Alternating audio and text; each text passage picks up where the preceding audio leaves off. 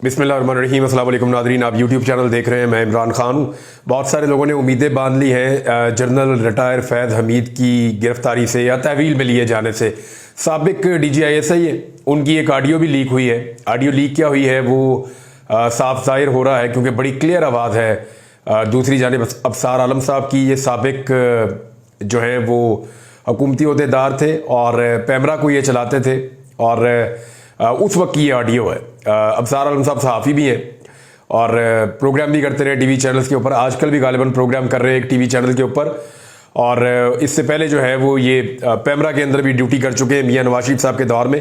नवाज शरीफ साहब के बहुत करीब हैं और उस दौर में गालिबन इन्होंने रिकॉर्ड की थी फैज़ हमीद की ऑडियो। अब वो उस वक्त DGISI था तो उस वक्त तो ये नहीं हो सकता था, मुमकिन ही नहीं था कोई इसको लीक करे उस वक्त। लेकिन अब जो है वो ये ऑडियो लीक हो गई है तो कभी ना कभी चीज़ें सामने आ जाती हैं। ऐसा नहीं है कि चीज़ें हमेशा छुपी रहती हैं या सामने नहीं आती, कभी ना कभी आ जाती हैं।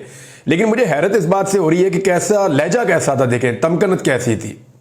ताकत कैसी चीज़ होती है, ताकत इंसान को अंधा कर देती है। ताकत जो है वो एक ऐसी चीज़ है, यानी इंसान आपे से बाहर हो जाता है। मैं लहजा देखकर, बात करने का अंदाज देखकर अफसार आलम अच्छे खासे दिलेर आदमी है, लेकिन अफसार आलम साहब जिस तरह उनके साथ बात करने पर मजबूर थे वो अब आपके सामने है। तो DGISI थे, वो उनके काम में मुदाखलत कर रहे थे और उन्हें कह रहे थे जी कि वो लाइसेंस हैं जो बेचे गए हैं पहले गवर्नमेंट की जानिब से गालिबन बेचे गए होंगे और उनका एक काम आप नहीं कर रहे और आप हमारे काम करते भी नहीं है, लिहाजा जो है वो मैं आपको गिला कर रहा हूँ। तो उस पर अफसार आलम साहब ने कहा नहीं जी ठीक है, उन्होंने कहा जी मैं ब्रिगेडियर भेजता हूँ तो काम कर दें। तो ये तो जनाब इस मुल्क के अंदर चल रहा है कि DGISI चैनल चलाने के काम जो है वो बता रहे हैं।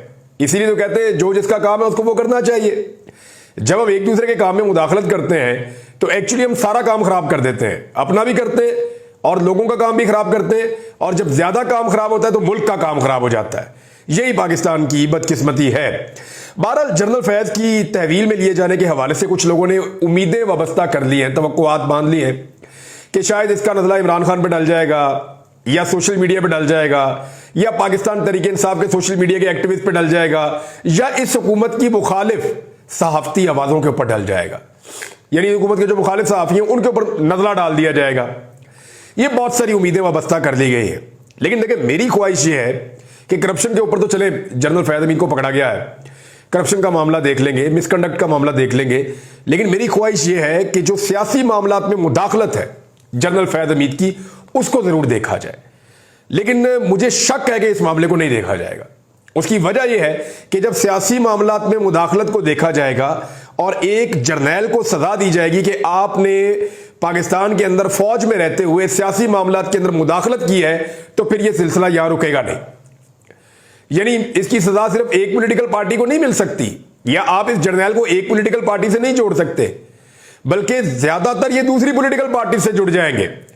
फिर तहरीक लब्बैक के मामला खुल जाएंगे, फिर PMLN के बहुत सारे मामला खुल जाएंगे, फिर बाकी और पॉलिटिकल पार्टी हैं उनके भी खुल जाएंगे। फजलुर रहमान साहब क्या कहते हैं वो मामला भी खुल जाएंगे, फिर पाकिस्तान तहरीक इंसाफ के भी कुछ मामला खुल जाएंगे। तो बात बड़ी सीधी है कि तहरीक इंसाफ ने कल्ले नहीं फंसना। अगर तो ये करना है तो इस तमाम में सारे ही नंगे हैं, सारे के सारे फंस जाएंगे। लेकिन मेरे ख्याल में अगर इदारे सियासत में मुदाखलत ना करें तो ये पॉलिटिकल पार्टीज को भी कोई जरूरत नहीं है, वो भी अपनी सियासत करेंगी। अब पॉलिटिकल पार्टी की मजबूरी बन जाती है कि जनाब अब ये इतनी ज्यादा मुदाखलत कर रहे हैं, मुझे लगातार मार पड़ रही है, तो मैं क्यों ना थोड़ा ताल्लुक बना लूं कि मुझे मार ना पड़े। मुझे अच्छी तरह याद है कि राणा सनाउल्लाह साहब थे पंजाब के वजीर कानून। उन्होंने एक दफा बड़ी लॉजिकल बात की। पंजाब के अंदर दहशतगर्दों के हमले शुरू हो गए और उस वक्त जो है वो एक गवर्नमेंट के कुछ लोगों ने बातचीत की दहशतगर्द ग्रुपों के साथ और उन्हें कहा जी कि आप ये अटैक ना करें, तो उन्होंने अपने आप को महफूज करने की कोशिश की। अब इस पे मुझे राणा सनाउल्लाह साहब ने उस वक्त कहा था कि अगर वो लोग बात कर सकते हैं तो हम बात क्यों नहीं कर सकते, हम अपने आप को क्यों ना महफूज करें। तो ये सियासतदान की मेंटेलिटी होती है कि जहां से मार पड़ रही होती है, सख्ती आ रही होती है, वो कोशिश करता है कि वहां थोड़ा ताल्लुक ही बना लें। सियासतदान जो है तो वो ताल्लुक बनाने की कोशिश करेगा। अब मामला ये है कि अगर तो यानी मैंने कहा था मामला यहां रुकेगा नहीं। वो इसलिए नहीं रुकेगा कि अगर एक जर्नैल को सजा होगी तो बाकियों के लिए भी ये रास्ता खुल जाएगा।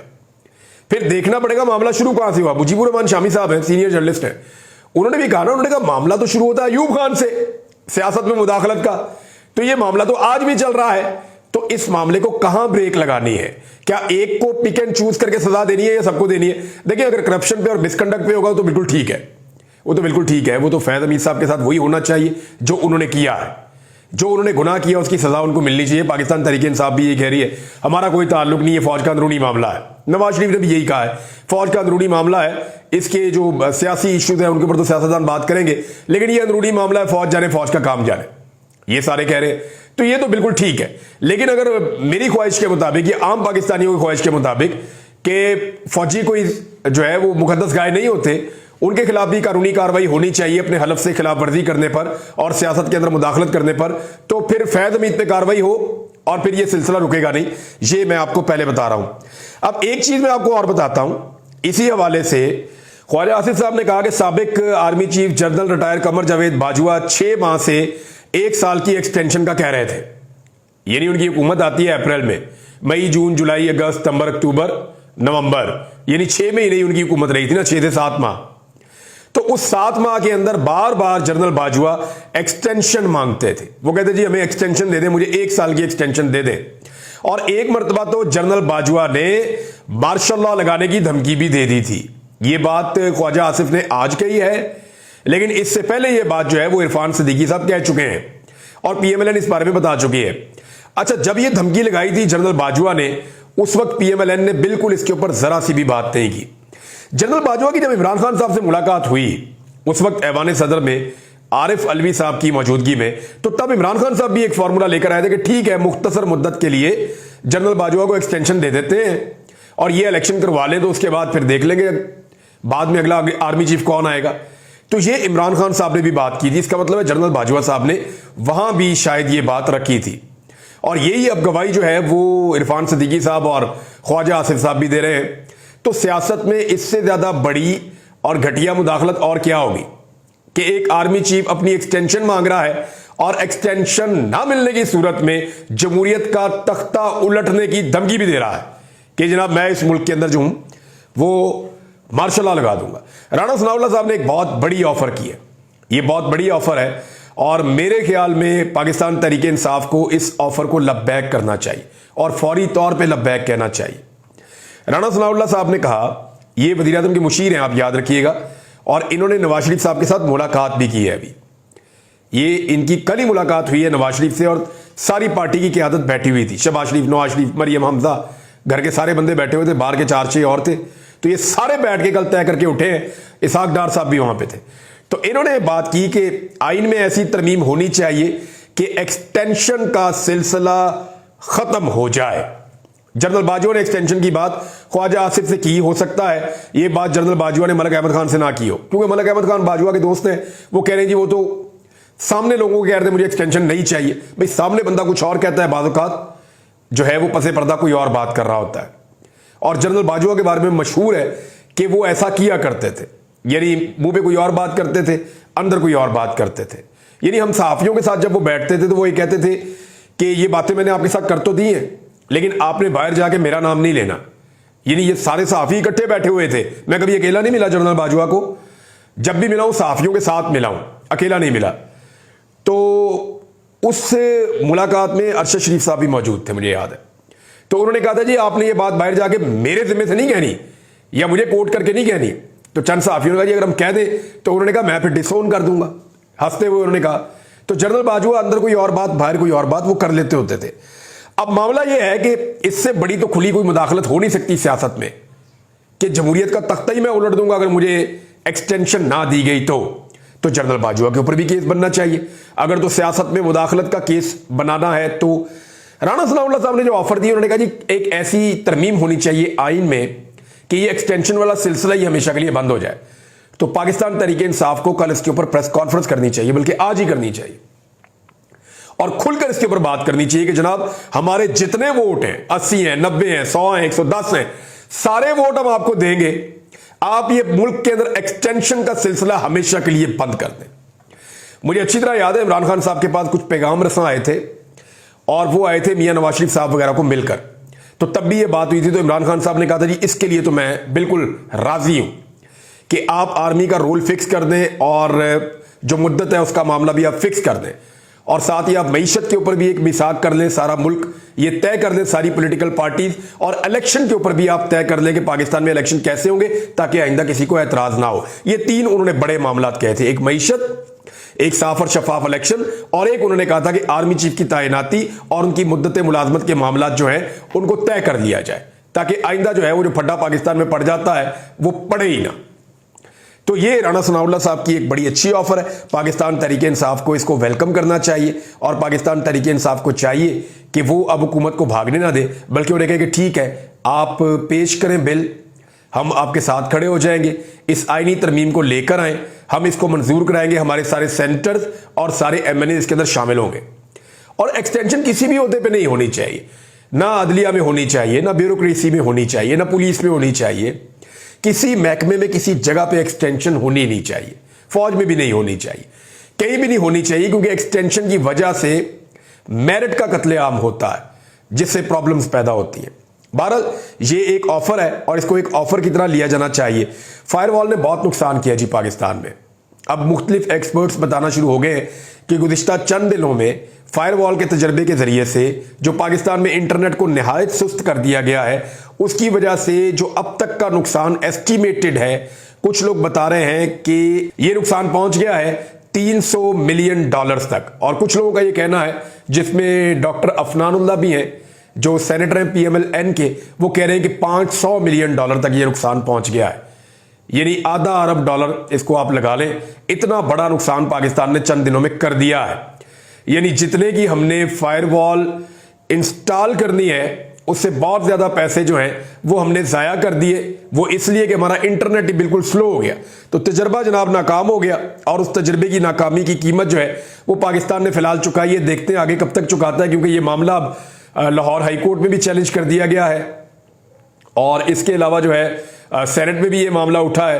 तो मुख्तलिफ जगहों पे, और जो बेचारे टीवी चैनल तो ये चला रहे हैं पाकिस्तान पत्थर के दौर में चला गया, और रियली पाकिस्तान चला गया है। एक तस्वीर तक अपलोड नहीं हो रही, व्हाट्सएप के ऊपर आप कॉल नहीं कर पा रहे, आप मैसेजेस नहीं कर पा रहे, आप तस्वीरें डाउनलोड या अपलोड नहीं कर पा रहे, तो फिर आप ऑनलाइन काम कैसे करेंगे, वो मुमकिन नहीं लग रहा। हमाद अजहर ने इस्तीफा दे दिया जनाब। हमाद अजहर साहब 2 मरतबा मंजर आम पे आए अभी हाल ही में।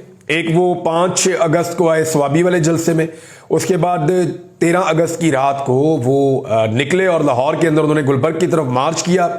उनके साथ पाकिस्तान तहरीक इंसाफ के जवान मौजूद थे और वो गिरफ्तारी अवॉइड करते हुए एहतजाजी मार्च लेकर उसके बाद फिर वो गायब हो गए। तो हमाद अजहर साहब ने बड़ी जुर्रत का मुजाहरा किया है और अभी तक वो गिरफ्तार नहीं हुए। ये उनकी एक स्ट्रेटजी है, क्योंकि वो गिरफ्तार हो जाएंगे तो उनको ऐसे केसेस में डाला जाएगा, दर्जनों केसेस हैं उनके ऊपर, कि फिर उनका बाहर आना भी इमरान खान की तरह नामुमकिन हो जाएगा।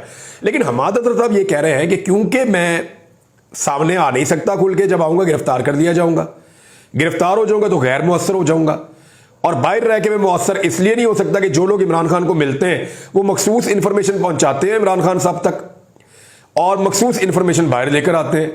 लिहाजा हमारा फैसलों के अंदर कोई किरदार ही नहीं रहा। जो हम मामला इमरान खान साहब तक पहुंचाना चाहते हैं वो पहुंचते नहीं है, उनका कहने का मतलब ये है। और जो मामला इमरान खान साहब के बाहर आने चाहिए वो आते नहीं है। और पंजाब के अंदर इस तरह के फैसले हो रहे हैं कि ऐसी सूरत हाल में मेरे लिए मुमकिन नहीं है कि मैं इस ओहदे के ऊपर मौजूद रहूं। लिहाजा उन्होंने अपने ओहदों से जो है वो इस्तीफा दे दिया है और वो कह रहे हैं कि मैं पार्टी के कारकुन के तौर पर पार्टी के साथ वाबस्ता रहूंगा और काम करता रहूंगा। अवैस यूनुस नामी पाकिस्तान तहरीक इंसाफ के एक बड़े डाई हार्ड कारकुन हैं। इनके ऊपर पहले भी काफी टॉर्चर हो चुका है और बहुत जबर इन्होंने बर्दाश्त भी किया है। इन्हें गिरफ्तार कर लिया गया था 13 अगस्त की रात को और लॉकअप के अंदर मुबैना तौर पे शाकिर रवान साहब ने इनकी फोटो लगाई भी है सोशल मीडिया पे कि लॉकअप के अंदर इनकी बाकायदा तस्वीरें सामने आई थी। लेकिन उसके बाद पता चला कि ये पुलिस के पास नहीं है, ना पुलिस ने इनको कहीं पे पेश किया, बल्कि इनको गायब कर दिया गया और ये भी गायब हो गए हैं, जैसे ओन अली खोसा गायब है। ओन अली खोसा साहब के हवाले से मैं आपको बताऊं कि मैंने वो तस्वीर देखी मंगवा के, जिस तरह उनके घर को लाते मारी गई, उसको तोड़ा गया और ज़बरदस्ती उनके घर के अंदर घुसा गया। उनके बच्चे चीख रहे थे, उनकी खातून जो उनकी अहलियाँ हैं वो चीख रही थी। मेरी उनसे बात हुई, वो बड़ी सब्र और हौसले वाली हैं, लेकिन इसके बावजूद बहुत परेशान है। और पूरा पाकिस्तान जो है वो ओन अली खोसा के लिए आवाज़ उठा रहा है, सारे नौजवान आवाज़ उठा रहे हैं। वो पाकिस्तान के एक मकबूल तरीन यूट्यूबर हैं, एक मकबूल तरीन एक तरह से आप ये कह लें कि बहुत अच्छा एंटरटेन भी करते हैं, वो शायरी खुद लिखते हैं, स्क्रिप्ट बहुत अच्छा लिखते हैं, एक मुसन्निफ है बहुत अच्छे और बड़ा अच्छा काम करते हैं, और सबसे बढ़ के ये है कि वो मुहिब्बे वतन पाकिस्तानी है। तो ऐसे लोगों के साथ ज्यादती नहीं करनी चाहिए। ऐसे लोगों के साथ जब ज्यादती करती है रियासत, तो रियासत के खिलाफ शहरियों के अंदर नफरत पैदा होती है, या रियासती इदारों के खिलाफ शहरियों के अंदर नफरत पैदा होती है। यानी जिससे आप प्यार करते हैं उसको कोई मारेगा, तो जो मारेगा उसको आप पसंद तो नहीं करेंगे ना। तो ओन अली जो है वो उन लोगों में से है जिनसे लोग बहुत प्यार करते हैं। मैंने देखा लोग बहुत प्यार करते हैं उससे। तो जब आप उसको मारेंगे या तंग करेंगे या उसको हरासा करेंगे, तो लोग आपसे कैसे प्यार करेंगे? मेरा एक सादा सवाल है और ये इसके ऊपर सोचना चाहिए। नादरीन, वीलॉग के आखिर में क्योंकि इमरान खान साहब की गिरफ्तारी के मामला, उनके केसेस के मामला जो हैं वो तकरीबन मंतकी अंजाम तक पहुंच गए हैं। 21 तारीख को जब इस्लामाबाद हाई कोर्ट में दोबारा केस लगेगा, लाहौर में तो उनकी बेल हो जाएगी 9 मई की, नया केस डाला नहीं जा सकता, और जो तोशाखाना वाला है उसकी सिर्फ एक जो है वो बेल रह गई है। लेकिन उससे पहले हो सकता है कि अलकादर ट्रस्ट वाले केस के अंदर इमरान खान साहब को सजा सुना दी जाए। तो ये 2 केस रह गए हैं। 9 मई को तो आप फारिग कर देना, वो तो हाईकोर्ट ने उड़ा दिया सारा। सिर्फ 2 केस रह गए हैं, एक तोशाखाना वाला और एक अलकादर वाला।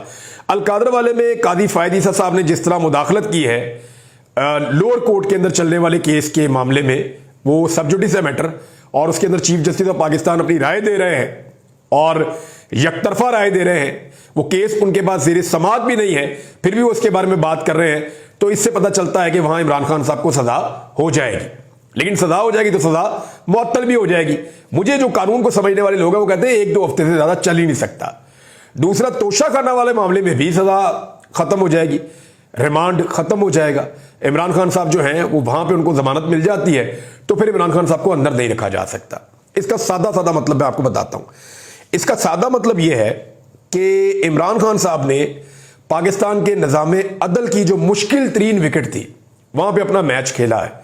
अंपायर इमरान खान साहब के खिलाफ थे और बढ़ा चढ़ा के चीटिंग की गई है। 200 मुकदमात की डबल सेंचुरी भी इमरान खान साहब ने की है, और इमरान खान साहब ने ऑलमोस्ट ये वाला मैच जीत लिया है। और अब यहां पे इमरान खान साहब को अंदर रखना मुश्किल है। अब अगर इमरान खान साहब को अंदर रखना है तो फिर एस्टेब्लिशमेंट को खुद मैदान में आना पड़ेगा। लेकिन अगर वो खुद मैदान में आते हैं तो ग्राउंड क्या है? देखिए, पाकिस्तान में तो अदालतें मौजूद हैं, पाकिस्तान में कानून मौजूद है, फिर पाकिस्तान में अवाम मौजूद है जो आवाज उठाती है, एहतजाज करती है, अपना पॉइंट ऑफ व्यू देती है। तो ऐसी सूरत हाल में क्या ये रिस्क लिया जाएगा? अभी ये कहना कबल वक्त है, क्योंकि पाकिस्तान में मैंने बहुत कुछ होता हुआ देखा है। बहुत मुमकिन है कि इमरान खान साहब को आने वाले दिनों में कोशिश की जाए कि मिलिट्री कोर्ट्स के अंदर ले जाया जाए या मिलिट्री कस्टडी में दे दिया जाए, क्योंकि अब जो निज़ाम अदल है पाकिस्तान का, उसके तहत इमरान खान साहब ने अपना मैच ऑलमोस्ट जीत लिया है। ये फिनिशिंग की तरफ जा रहे हैं और ये चंद हफ्तों की बात है। अब तक के लिए इतने, अपना ख्याल रखिएगा, अपने चैनल का भी। अल्लाह हाफिज़।